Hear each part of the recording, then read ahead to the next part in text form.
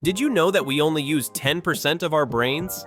This myth has been around for ages, but it's time to set the record straight. Brain imaging studies show that we use virtually every part of our brain, and most of it is active almost all the time.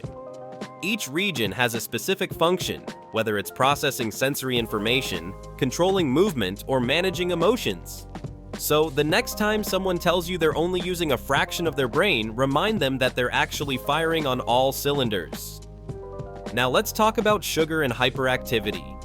Many parents have sworn off sugary snacks, convinced that sugar sends their kids into a frenzy. But research shows that there's no direct link between sugar consumption and hyperactive behavior. In fact, studies have found that kids often act more hyper when they're in exciting environments like birthday parties, rather than because of what they eat. So maybe it's not the candy causing the chaos, but the excitement of the occasion. Moving on to lightning strikes. You might have heard that lightning never strikes the same place twice. This is a classic myth that couldn't be further from the truth. In reality, lightning can and does strike the same location multiple times, especially tall structures like skyscrapers and radio towers. In fact, the Empire State Building gets hit by lightning around 20 times a year. So if you're standing under a tree during a storm, you might want to rethink your shelter strategy.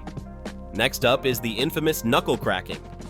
Many believe that cracking your knuckles leads to arthritis, but studies have shown that there's no evidence to support this claim.